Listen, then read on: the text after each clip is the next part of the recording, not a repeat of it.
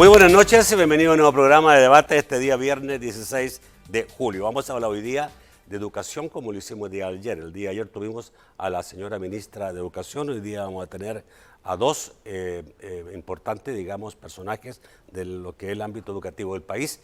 Uno va a ser el presidente de la Asociación de Colegios Privados de El Salvador y después de media hora vamos a hablar, en la segunda media hora vamos a hablar con Francisco Zelada, que es el secretario de Organización y Estadística de Cimeduco. Vamos a empezar con Javier Hernández, a quien saludo inmediatamente. Javier, buenas noches. Buenas noches, Nacho. Un placer saludarle. Un saludo a nuestra comunidad educativa privada de El Salvador, desde acá de México. Estamos en Notion. Estamos buscando plataformas educativas para nuestros colegios privados y mejorar la calidad educativa de nuestros colegios agremiados. Hablaremos sobre eso, Javier, gracias. Lo tenemos vía Zoom desde Ciudad de México. Vamos a saludar a quienes sea posible este primer segmento de debate, la Central de Seguros y Fianzas, líder en fianzas. Los salvadoreños somos valientes. Somos solidarios. Juntos saldremos adelante. Como siempre, ánimo y a luchar. Protejamos a los que más amamos y caminemos juntos con fe, comprometidos con el progreso de El Salvador. La Central de Seguros y Fianzas, su centro de confianza. Bueno, Javier, tengo entendido que anda en México, como dijiste, buscando apoyos.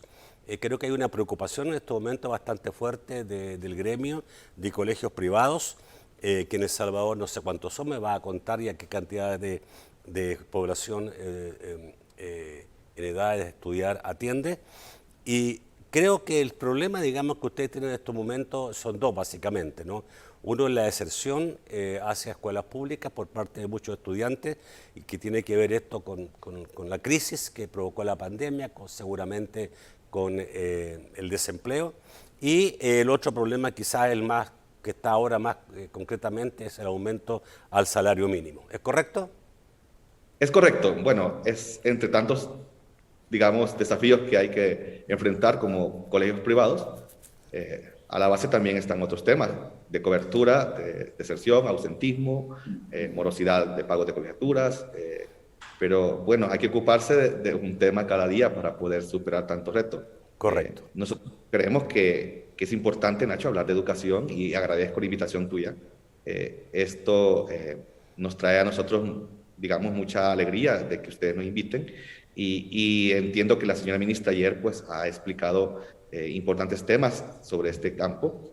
Como colegios privados, la apuesta nuestra es siempre dar un servicio de calidad y por esa razón estamos como interesados en buscar también socios estratégicos nacionales e internacionales que nos puedan acompañar en este proceso de no dejar atrás la calidad de educación, que es lo que nos mantiene a nosotros vivos en colegios privados. Es eso. Además de eso, pues obviamente la entrada en vigencia del aumento al salario mínimo, este 20%, por supuesto, Nacho, hay que decir, nos alegra mucho. Es un tema que trae dos, digamos, comportamientos o dos escenarios que tenemos que saber manejar como colegios privados. Un escenario muy positivo, que es que, bueno, nuestros padres de familia van a poder tener en muchos casos un mayor poder adquisitivo y que podría esto traer beneficio a colegios privados en el sentido que colegios que han dejado sus aulas, los estudiantes, porque ya no podían pagar las colegiaturas, pues ya con el aumento del sueldo mínimo puedan retornar a las aulas de colegios privados. Eso es buena noticia para nosotros. La noticia no tan buena es que, bueno, todas las empresas, digamos, micro y pequeñas empresas en el país, tienen a la base un problema después de 12 meses que se les pueda subsidiar ese 20%. Porque la pregunta es, ¿de dónde sale después de esos 12 meses ese 20%? ¿Quién asume ese aumento? Entonces, Nacho, hay que pensar si es que se le va a trasladar al consumidor ese 20% o lo va a asumir la empresa con sus costos, como ha asumido otras cosas. A ver, Javier, antes de continuar, primero establezcamos el parámetro para entender, digamos, la importancia de esto. ¿Cuántos colegios privados hay en el país y qué cantidad de alumnos atienden? El registro final que dio el Ministerio de Educación fue de 1.009 colegios privados a nivel nacional. Atendemos por el sondeo que nosotros hicimos hasta el mes de abril de este año, un total de 198.000 estudiantes, desde educación inicial hasta educación media. Es el porcentaje, digamos, más bajo que hemos tenido en la historia de matrícula en colegios privados. Es la más baja. Más alta, es la más baja. Es la ¿En matrícula cuánto más le ha baja. bajado? Bueno, hemos manejado, la más alta que hemos manejado como matrícula a nivel nacional han sido 225.000 estudiantes en colegios privados. Ya, ok. Con Javier, ese lo de volver a tenerlo nosotros como colegios privados, esa matrícula. Javier, hay colegios privados modestos y colegios privados de lujo. ¿Es cierto? Sí, es cierto. O sea, hay colegios privados que esto les va a afectar, que sus padres tienen, los padres de esos colegios que mandan a esos niños tienen dinero, si le aumentan $100 o $50 los van a pagar, pero hay colegios privados muy pequeños, ¿no? En términos de capacidad económica. Bueno, hay que decir que hay colegio privado que no le va a tener ningún problema este aumento del 20% del salario mínimo. Primero porque no está obligado a cumplirlo porque ya pagan más del salario mínimo. Y este es un 65%, alrededor de 650 colegios que no tienen ninguna complicación con este aumento. Hay unos 350 y más colegios que sí van a tener que enfrentar, digamos, este marco legal que va a comenzar a funcionar para el aumentar el 20% del salario mínimo. Habría que buscar manejarlo. Yo estoy trabajando fuertemente en que colegios privados asuman el reto de buscar tener mayor matrícula en colegios privados para tener mayores ingresos y no tener que trasladar este aumento del salario mínimo al consumidor. A ver, explícame, porque muchos pueden decir, pero ¿cómo es posible que un profesor gane menos de $300 o gane $300, el mínimo? No debiera ser. ¿Cuánto es la cuota que pagan los padres por esos colegios privados que no son de los colegios ostentosos? Bueno, tenemos que decir que en El Salvador, Nacho, hay abogados que ganan menos de $300 al mes, hay doctores, hay médicos, hay enfermeros, hay enfermeras, hay profesiones, hay universitarios egresados, graduados, que ganan menos del mínimo en el país, y algunos que están desempleados no ganan nada. Y en campo magisterial privado, el sueldo que puede ganar un maestro depende de los ingresos que el colegio tiene disponibles para poder digamos, establecer una tarifa de salarios. En el campo magisterial privado hay que decir que hay hasta alcaldías municipales que están pagando $100 al mes por 4 horas de trabajo a los maestros.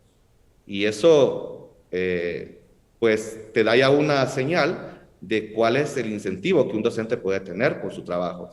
Nosotros no estamos en ningún momento contentos con que los salarios sean tan bajos para los docentes y hacemos esfuerzos grandísimos porque cada día más colegios se sumen a tener mejores salarios para docentes.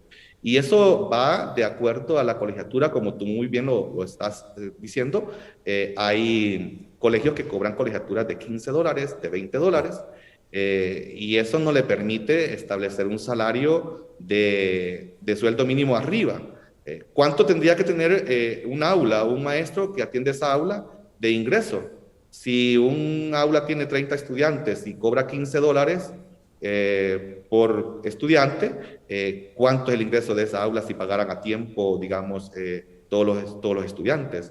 Es bien mínimo el ingreso, además de que no solo docente hay que pagar para atender. Javier, ¿nunca se ha visto la posibilidad de que exista algún subsidio estatal para esos colegios privados que la colegiatura es muy baja?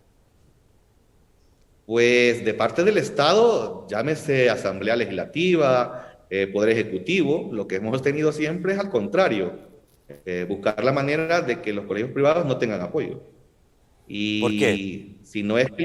Bueno, porque las leyes... puede ser mucho más barato para el Estado darle $15 de subvención por cada alumno que tener una construcción, que tener que pagar empleados, que tener una serie de cosas, digamos, es más barato. Has tocado un punto muy medular de la educación privada. Por decirle algo, un estudiante de un colegio privado en educación media es, digamos, mucho más barato que un estudiante que está en educación media pública. Con lo que el Estado invierte en un estudiante, digamos, en un instituto nacional, así llamado, se pueden mantener 3 estudiantes en un colegio privado. Y eso lo tenemos nosotros costeado, la Asamblea Legislativa lo tiene costeado, el Poder Ejecutivo lo tiene costeado, y como tú muy bien lo explicas, le sale mucho más barato al Estado poder comprar cupos a los colegios privados o dar becas a los colegios privados para que puedan tener estudiantes. Además de que es más, digamos, barato invertir en educación privada de parte del Estado, se obtiene mayor calidad de servicios educativos.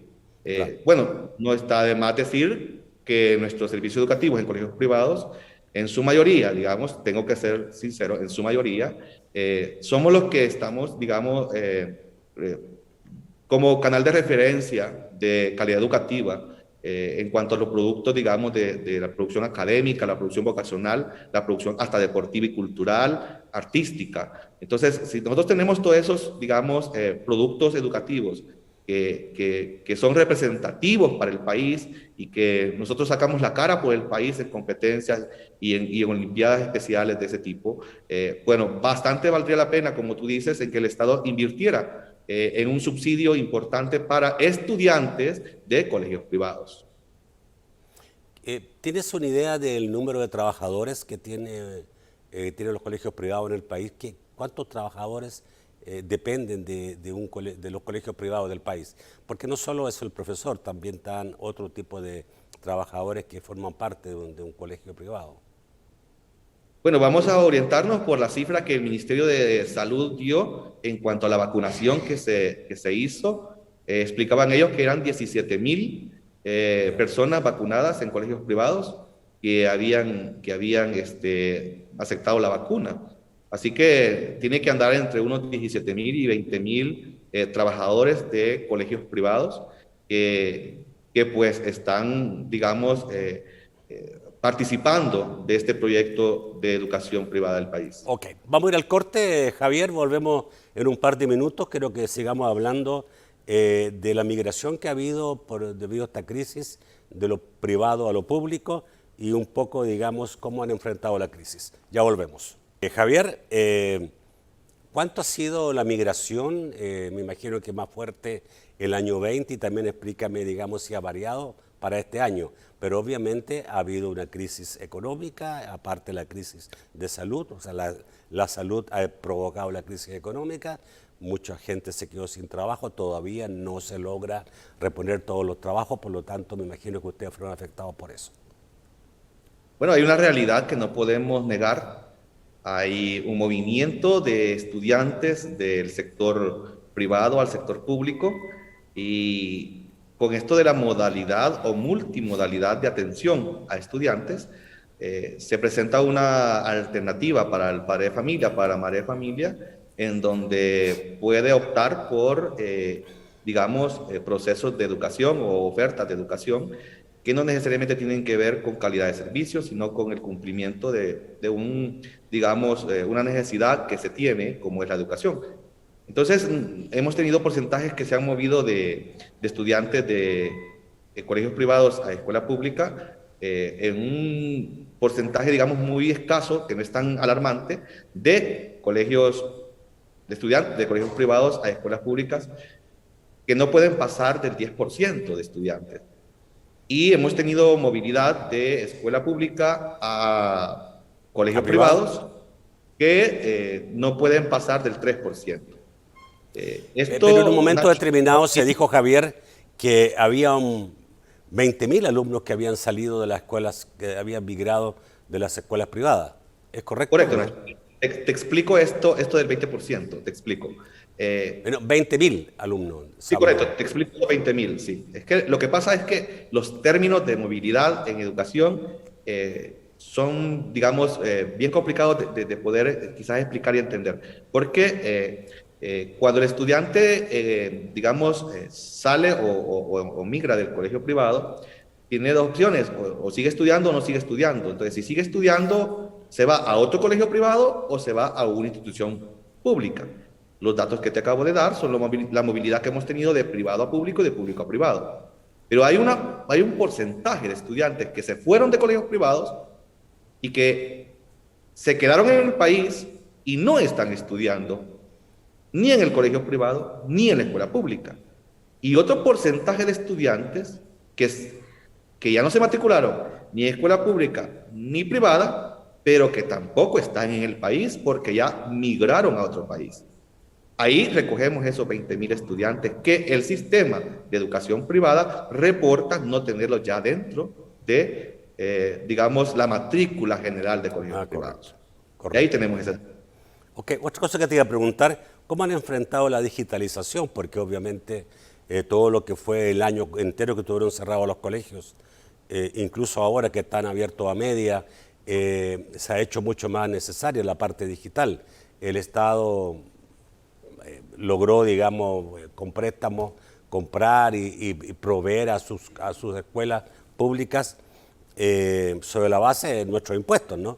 Pero en el caso, digamos, de los privados, ¿cómo han hecho para lograr, digamos, tener toda esa parte digital que antes no tenían seguramente? Bueno, nosotros desde el año 2018 y 2019, que fueron los años más fuertes en cuanto a las universidades privadas aliadas con colegios privados, nos estaban ya, digamos, apoyando, acompañando procesos de digitalización y de enseñanza, digamos, bajo la virtualidad. Ya habían algunas carreras, algunas materias que teníamos en colegios privados ya trabajando en esa tónica de la educación remota, sincrónica y asincrónica. De hecho, viajamos en el 2019 hacia Guatemala, Chile, Perú, Colombia. Hoy mismo estamos acá en México buscando opciones para poder cualificar o dar una mejor calidad de servicio educativo virtual a nuestros padres de familia. La comunidad educativa privada, padres de familia y madres de familia, han sido muy responsables en el manejo de digamos, de este acompañamiento que hemos tenido de la virtualidad, y hemos contratado con muchos países plataformas que se han puesto a la disposición de nuestros estudiantes para que podamos llevar un proceso de enseñanza-aprendizaje que pues nos obliga a estar desde casa, tanto docente como estudiante, dando este servicio de educación. No ha sido fácil, tampoco es barato, es sumamente caro, la virtualidad es sumamente cara. Sí, claro. Hay que decirlo que la asume el padre de familia como un gasto y una inversión, definitivamente. Ahora, hay que decir también que si no hubiese sido esa preparación que teníamos del 2018 y 2019, los colegios privados no hubiésemos podido enfrentar el reto de la virtualidad, ya que la presencialidad cada día se torna más complicada. Ya ves que nos han anunciado 90 días de restricciones en El Salvador y esperamos que esto no vaya a pasar también a incorporar el sistema educativo, a restringir su nivel de asistencia presencial a los colegios privados. Esperamos que eso no pase. Hay un reto, Nacho, de que el padre de familia pueda identificar, y de hecho hay 198,000 estudiantes que han sido, digamos, muy inteligentes y muy sabios en cuanto a reconocer que no solamente necesitamos asistir a un proceso de enseñanza-aprendizaje, sino que también necesitamos que esa asistencia sea de calidad y que no perdamos de vista lo que es un futuro exitoso del profesional que queremos formar en colegios privados. Me queda una duda, ¿y los profesores cómo hicieron para tener una computadora? ¿O los colegios ya tenían computadora y están trabajando desde los colegios? Bueno, el maestro de colegio privado, por lo general, maneja un dispositivo personal como una herramienta de trabajo. Llámese en el peor de los casos un celular de media gama o de alta gama, una computadora, una laptop, mini laptop, con la que ha echado manos para poder llevar a cabo este proceso. Okay. Hay que decirlo que es parte del recurso personal, no institucional, de cada docente. Tú hablaste, digamos, del cierre de eventos que se hicieron, que se ha hecho por 90 días. Ustedes están en este momento operando semipresencialmente, tengo entendido, ¿no? Igual que la educación pública. O sea, los niños no van todos los días a clase, ¿es así? Es correcto. Y yo quisiera, Nacho, si me permites... Y sobre ese tema te quiero preguntar, ¿cuál es el deseo de ustedes? ¿Creen estar en propiedad de poder volver a la asistencia total? Muy bien, dos preguntas interesantísimas. Y antes quiero llamar la atención a todos los que manejan redes sociales, en que por favor seamos responsables en no compartir noticias falsas sobre el tema de la presencialidad a clases. Eso nos trae serias complicaciones a todos los colegios privados que estamos haciendo un trabajo y un esfuerzo grande por hacer las cosas de lo mejor posible. Respondiendo a tu pregunta, Nacho, hay que decir que nosotros estamos trabajando desde siempre por acompañar, obedecer las normativas que el Ministerio de Salud, el Ministerio de Educación nos impone o nos manda para que podamos tener un retorno 100% presencial al inicio del año 2022. Hemos trabajado para ello y por esa razón nosotros... 2022, ¿no creen que después de las vacaciones de agosto puede producirse eso?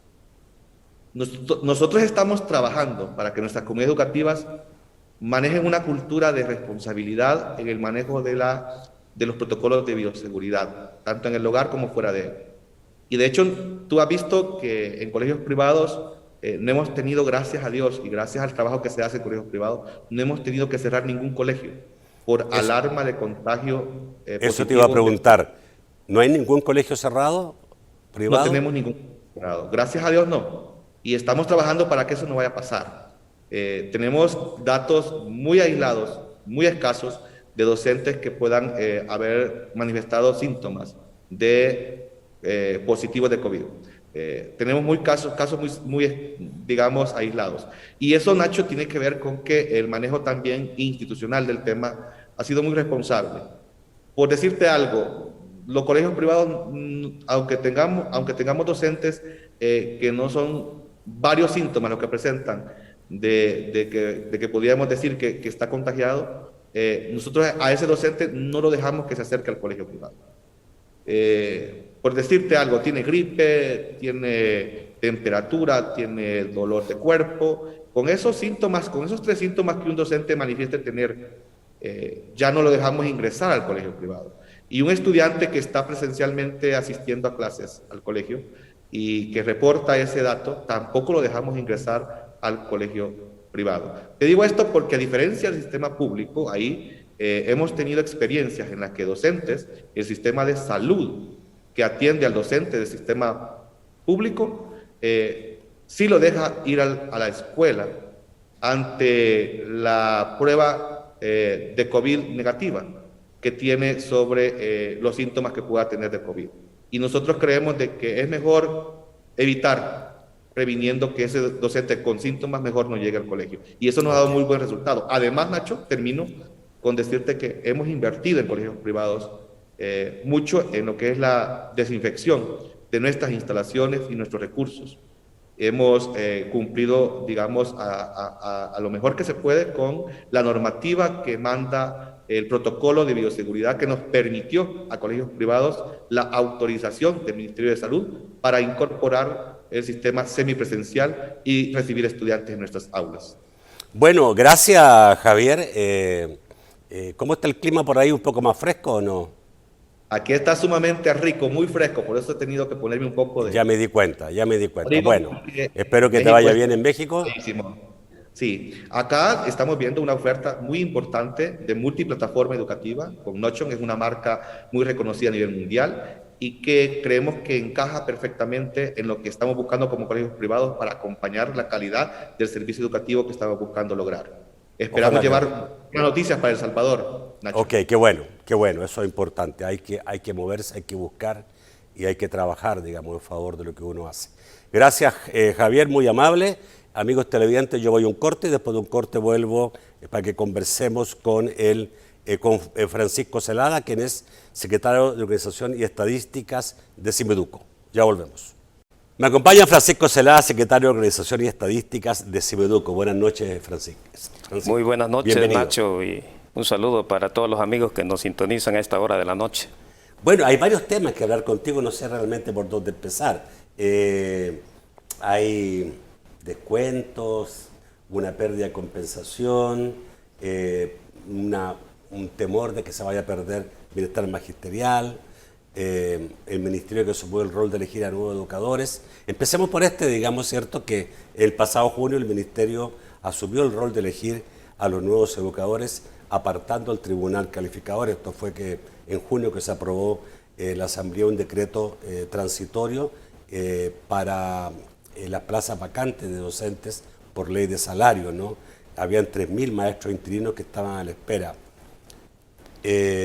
Y se hizo un cambio de la ley. ¿Por qué no se ocupó el sistema que siempre se ha ocupado, el sistema del tribunal calificador? Bueno, lamentablemente este gobierno se ha caracterizado por ese tipo de acciones y el magisterio no escapó a ese mecanismo de administrar la cosa pública. Y el tribunal calificador ha sido señalado por actos de corrupción en el pasado, por vender plazas, por una serie de anomalías, pero en ese tribunal calificador hay representantes de los educadores, representantes del patrono del Ministerio de Educación y también hay un representante de la Corte Suprema de Justicia. Es decir, hay 3 representantes. Sin embargo, desde que tomó posesión en junio del 2019 el nuevo gobierno, hace 2 años, no cambiaron a los funcionarios que dejó en ese tribunal el gobierno del FMLN.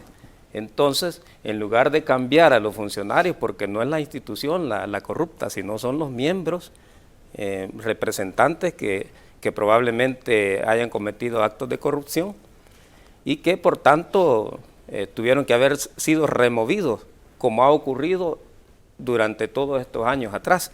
Sin embargo, bajo esos señalamientos, tomándolos como base para burlar la ley de la carrera docente, apartar al tribunal calificador, buscar un atajo para abrogarse el Ministerio de Educación, digamos, la facultad de nombrar maestros, ¿verdad? Eso sí es un acto que nosotros lo consideramos fuera de la ley. A ver, a mí me Pese parece, al decreto 69. A mí me parece de que en principio debería ser el ministerio el que haga eso.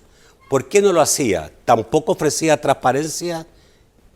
No, lo que ocurre realmente es que todos los maestros que se han graduado de las universidades entraron bajo un régimen, bajo un programa y bajo un marco jurídico, pero que ya a la salida te cambien las reglas del juego, entonces... Ok, a ver, yo me imagino entonces esto es complicado. Que se creó este tribunal calificador porque tampoco se confiaba el Ministerio de Educación de esos años, porque seguramente el ministro metía mano para que entrara lo del partido político de turno del gobierno, ¿cierto? Bueno, eso es... Por eso se creó el tribunal calificador. Ahora se quita el tribunal calificador y la ministra ofrece transparencia. En efecto, no es que se quite al tribunal calificador. Se le suspende. Lo que ha ocurrido es que se le aparta, se le quitan las funciones, de hecho, a través de un decreto legislativo transitorio para aparentar que el proceso es jurídico, ¿verdad? Entonces se basan en el decreto 69 para quitarle las facultades al tribunal calificador, que es un ente democrático, es un ente de participación colegiada, y pasa el Ministerio de Educación a tomar como las atribuciones del tribunal calificador a través del decreto transitorio número 69, y es acá donde se vulneran los derechos de los maestros que ya están graduados y que son, en nuestro entender, más de 40.000 que están esperando una oportunidad. Sin embargo, al cambiar las reglas del juego y al no haber ya proceso democrático de impugnación de nombramiento, entonces se deja ya, digamos, sin oportunidades de demostrar la transparencia en los nombramientos que se van a ejecutar a partir de este proceso, cuya convocatoria va a ser en julio y probablemente el proceso de selección inicie en el mes de agosto. ¿Cuánto tiempo pasó estos profesores en forma interina, Francisco? Lo que ocurre es que el proceso que se va a aperturar es para todos los maestros que no tienen plaza. Sin embargo, va a haber prioridad para los maestros interinos. Acá hay que destacar también algo importante que ha estado ocurriendo en los años anteriores, y es que en derecho no puede haber un trabajador interino por más de un año.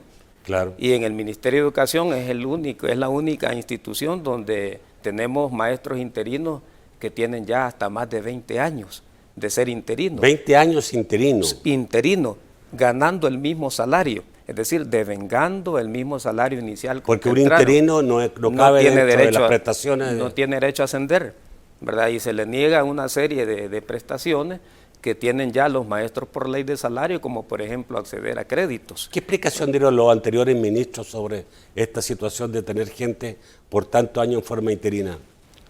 Lo que pasa es que como el Ministerio de Educación siempre se ha manejado de manera política, y hoy no es la excepción, entonces los que sufrimos los embates, las decisiones de los gobiernos, somos los maestros y también los alumnos, ¿verdad? Porque tienen maestros que no tienen estabilidad laboral, maestros que se sienten vulnerados en unos y otros derechos. Por ejemplo, los despidos arbitrarios que han habido de estos maestros interinos. Cada año es el Consejo Directivo Escolar que decide si lo contrata o no para el siguiente año, y es este Consejo Directivo que, sin probarles la falta, los puede despedir al finalizar el año de contratado. Entonces todos estos mecanismos de inseguridad creados para los maestros interinos también afecta la calidad educativa en los alumnos.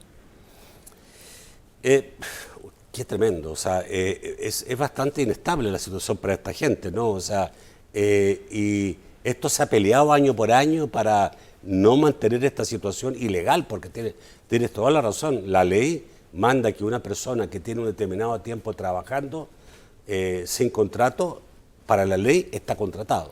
Por supuesto, entonces ese mecanismo se intentó corregir a través de la reforma al artículo 18 de la ley de la carrera docente, en el sentido que todos los años hubiesen dos publicaciones, una en el mes de marzo, otra en el mes de junio, y que para el siguiente año ya estos maestros que estaban de manera interina pudiesen concursar, y si no eran seleccionados, llegaban otros maestros que no tenían interinato, pero que ya entraban por ley de salario. Entonces, con ese mecanismo se eliminaba esta violación de derecho laboral de ser interino por más de un año. Sin embargo, esas reformas al artículo 18 fueron también apartadas y se pasó a una nueva modalidad en donde se ponen varios filtros, pruebas cognitivas, pruebas psicomotrices, una serie de requisitos incluyendo antecedentes penales, solvencia. Entonces una serie de requisitos que no estaban establecidas, o sea, no están establecidas en la ley de la carrera docente. Algunos de esos requisitos están ya reservados nomás para aquellos maestros que quieran ser subdirectores o directores en el sistema educativo público. Sin embargo, ahora se les va a aplicar a todos aquellos que en este momento se encuentran sin plaza. Es decir, complicándoles, digamos, el proceso para ingresar a esa gran cantidad de maestros que están desempleados. No, y que entraron con otras reglas. Yo he escuchado eso, yo he conocido gente que tiene esa situación, incluso en la parte privada también. Me olvidé preguntarle al presidente, que estuve un poco antes con el presidente de los colegios privados, pero en la parte privada también hay profesores interinos por muchos años, ¿ya? Esto es una cosa, digamos, que pasa en todos lados y que no debiera pasar. Bueno, hay también maestros sancionados por exponer carencias en escuela. ¿Por qué? Este es otro tema que estamos resintiendo los maestros. Son varios temas que nos complican. El tema de las pensiones, ¿verdad? El tema de querer amordazar a los maestros, ¿verdad? Para que no denuncien las precariedades de la escuela pública. Yo creo que en un país democrático este tipo de temas deberíamos corregirlo. Y la cuestión es que se está complicando más, porque Por ejemplo, se ha prohibido a través de diferentes comunicaciones, diferentes correspondencias que han enviado los directores departamentales a los directores de los centros educativos, el ingreso de periodistas a los centros educativos públicos. Y aquí hay una característica: cada centro educativo tiene un consejo administrativo, se llama Consejo Directivo Escolar, y es la máxima autoridad de la institución y tienen personería jurídica, de manera que los centros educativos también tienen su nivel de autonomía. Sin embargo, se les pretende amordazar, imponiendo una decisión que no es del Consejo Directivo Escolar, sino que es una decisión externa. Y además se ha prohibido el que las ONGs, que han sido de gran ayuda para la escuela pública, han contribuido mucho. Hay muchas escuelas que tienen servicios sanitarios porque los han construido una ONG, no el Ministerio de Educación.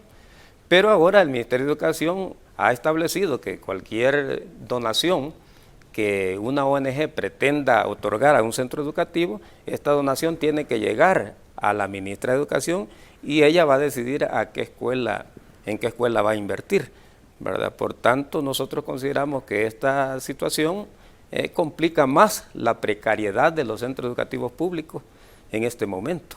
Ok, voy a ir al corte y después del corte creo que sigamos hablando un poquito más de cómo está la situación de las escuelas en nuestro país. Ya volvemos.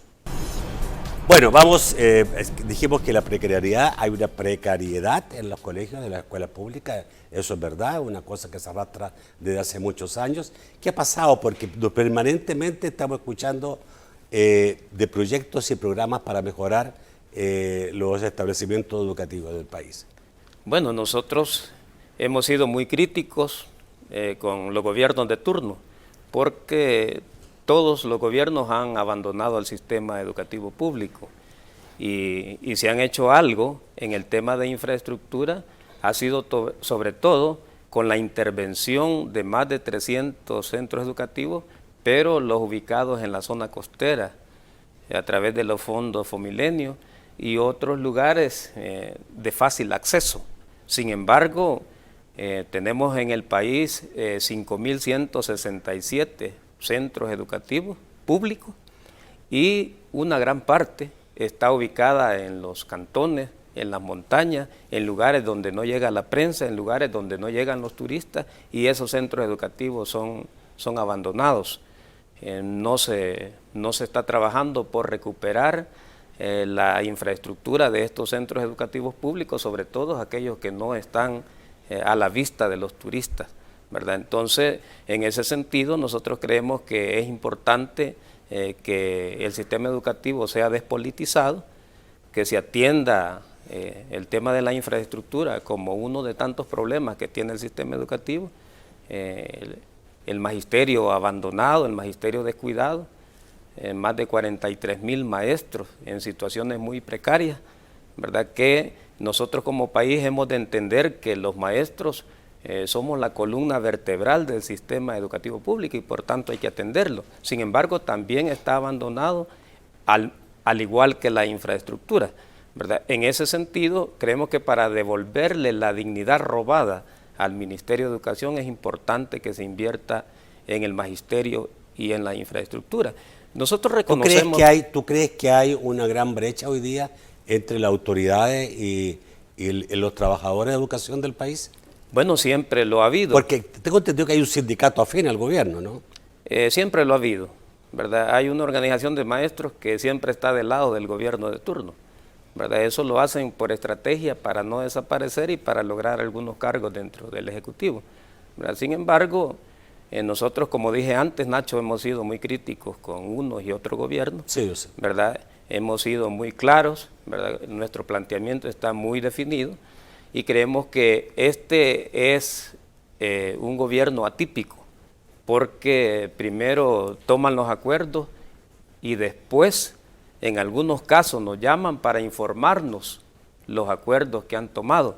Por ejemplo, este decreto 69. Si lo hubiesen discutido con nosotros, el 69 es el tribunal calificador. Exactamente. Ya. al menos hubiésemos propuesto alguna alternativa para no violentar los derechos de aquellos maestros que están haciendo cola, ¿verdad? Porque no se vale, Nacho, que hayan más de 40,000 maestros haciendo una enorme fila y que otros salgan adelante, ¿verdad? Hubo también un problema con los docentes que tienen enfermedades crónicas, que se les descontó dinero, ¿no? Este es un tema que ha salido a la luz pública, ¿verdad? Se cree que hay algunos maestros que se les está violentando el derecho establecido en un decreto que la Asamblea Legislativa acordó, y se trata de unos maestros que le fueron descontados parte de su salario por haberse enfermado, ¿verdad? Pero eso no es posible. ¿Son casos pocos o es un...? Nosotros, para ser concreto, solo hemos escuchado a través de publicaciones en la prensa, pero no nos han llegado casos concretos a nuestra organización. Únicamente hemos escuchado. Ok, puede ser que esté solucionado esta situación. Exacto, y de haber casos, yo les invito a que la denuncia de que los maestros han perdido compensación por hora extra, ¿qué tan verdad es eso? Bueno, eso es una realidad, pero ha estado ocurriendo a partir del confinamiento del año 2020 y posteriormente con la continuidad educativa de manera virtual. Los padres de familia junto a los estudiantes están como exigiendo sus asesorías, incluso sus revisiones de documentos en domingos, en sábados, en horas de la noche, pero hay una explicación, ¿verdad? La explicación concreta es que hay padres de familia que no tienen capacidad económica para que sus hijos puedan tener un ordenador en su casa para dejarles un teléfono inteligente, y es que estos padres de familia se van a trabajar durante el día, regresan por la noche y en ese mismo teléfono se conectan los niños. Desde ese mismo teléfono, desde ese mismo dispositivo, envían las tareas. Por tanto, a altas horas de la noche los maestros estamos pendientes de las tareas de los alumnos, recibiendo documentos, dando asesoría, tanto a los padres como a los estudiantes, y esto ha roto el esquema de la jornada laboral de los maestros. Pero, ¿alguna vez se pagaba antes horas extras, perdón? No, en el Ministerio de Educación nunca se ha pagado. Nunca se ha pagado horas extras. Y ante esta pero situación... sí se ha descontado si no se presenta el maestro en la hora correcto, indicada. Pero en esta situación especial que estamos viviendo por el COVID, esto de la hora extra es una petición que no había ocurrido antes. O una situación que no había ocurrido antes. ¿Se puede considerar que dada la situación no está en condiciones el gobierno de pagar horas extras? Lo que ocurre es que, como dije antes, el magisterio está abandonado. Y el maestro, hay un momento que está entre la espada y la pared. Es decir, por un lado, el Ministerio de Educación, a través de los asistentes técnico-pedagógicos, exigiendo resultados, y por otro lado, también los padres de familia, exigiendo que se les atienda a sus hijos a la hora que pueden, y no a la hora laboral de los maestros. Entonces, estos maestros que han estado, demandando el pago de horas extras, o sea, tienen razón. Sin embargo, no hay antecedentes que el Estado haya pagado horas extras a los maestros que trabajan, los 2 turnos y solo cobran 1, ¿verdad? Y que es el caso que ha ocurrido durante la pandemia. Los maestros ahora estamos trabajando 24/7, ¿verdad? Pero recibimos poco reconocimiento. Imagínense, Nacho, que el 22 de junio se anunció como una buena noticia. Entonces los maestros todos estamos a la expectativa porque el 22 de junio es el día que se celebra el Día del Maestro y de la Maestra en este país. Sin embargo, el 22 de junio la ministra apareció básicamente regañando a los maestros, diciendo que no podíamos leer ni escribir, ¿verdad? Entonces, en lugar de generar un ambiente propicio para que los maestros se motiven y trabajen mejor, esa información ha desmotivado a los educadores, porque a pesar de que estamos trabajando 24/7, no hemos recibido estímulo, sino más bien regaño, y lo que es peor, en el Día del Maestro. ¿Cuál es el sueldo promedio de un profesor en El Salvador? Un maestro ingresa con un salario menor a los $700 Ya. y tiene que trabajar 40, 35 o 40 años para lograr llegar a $1,000. Y $1,000 en otras carreras, los empleados los devengan de entrada, ¿verdad? Pero en el magisterio no. Imagínense que para subir $300 en el salario, usted tiene que trabajar 35 o 40 años. Es decir, Nacho, un salario de profesor casi no se mueve durante 35 o 40 años. La curva Ahora, hacia el alza tiene es una bien media mínima. más alta que el resto para la entrada, porque hay abogados ganando $300 en el país también. En efecto, esa es también una realidad, Sí. ¿verdad? Pero tenemos jóvenes de call center que de entrada tienen un salario igual que un maestro. Y tenemos otras carreras, ¿verdad?, en donde no es necesario tener título universitario para devengar un salario Ya. arriba Nos de queda, los 2,000. Nos queda un par de minutos, Francisco. ¿Por qué ustedes están diciendo que están advirtiendo la muerte de bienestar magisterial? Bueno, hay, digamos, toda una intención que los maestros han denunciado. Nosotros lo que hacemos es recibir, digamos, las quejas, las denuncias de los maestros, pero también recibimos las preocupaciones. Y en este sentido, hay un sistema integrado de salud, ¿verdad?, en donde, según nos han comentado los maestros, ¿verdad?, han escuchado intenciones de unificar todos estos sistemas y que haya una sola autoridad, y que el Consejo Directivo del ISBM nomás sea como una pieza decorativa. ¿Cuánto dentro de tiempo la tiene estructura. bienestar magisterial? El bienestar magisterial lleva más de 10 años. ¿Y qué es lo que ofrece el maestro? Como instituto, pero nosotros hemos insistido en que hay muchas cosas que mejorar. Es necesario como que el ISBM tenga su propio equipo de ambulancias, que tenga sus hospitales, ¿verdad? Porque justamente el pasado jueves un director del ISBM denunciaba que hay hospitales, tanto nacionales como públicos, que a los usuarios les piden que firmen documentos en blanco y que le ponen las A los usuarios cantidades de que bienestar no saben, magisterial. a los usuarios de bienestar magisterial. Entonces, en este momento el ISBM es como un intermediario de los Ya. servicios de salud. Entonces, nosotros, contrario a lo que se pretende, según las quejas de los educadores, lo que pretendemos nosotros como organización sindical es fortalecer la autonomía del De bienestar ISBM. magisterial. Exactamente. Francisco. Para eso es necesario como los hospitales magisteriales, las ambulancias, las farmacias magisteriales, que es una ruta que al parecer la representación del gobierno, que son mayoría, estamos como 6-3, ¿verdad? La representación del gobierno, que es mayoría, al parecer no tiene voluntad política. Y aprovechando tu programa, Nacho, yo quiero hacer un llamado al Ejecutivo para que le ponga atención a lo que ocurre en el ISBM y que se dignifique al maestro a través de la mejor atención de salud posible. Bueno, muchísimas gracias, Francisco Zelaya de Cibeduco. Creo que es importante escuchar todas las versiones. Ayer tuvimos a la ministra, hoy te tuvimos a ti y tuvimos también al presidente de los colegios privados. Problemas tenemos y tenemos que solucionarlos. Ojalá pudiéramos todos los problemas lograrlos solucionar sobre la base del diálogo, la tolerancia, la amplitud de criterio. Gracias nuevamente, Francisco. Gracias a usted, amigo televidente. Los espero el lunes a las 8 de la noche en un nuevo programa de debate. Espero que pasen buenas noches y un excelente fin de semana.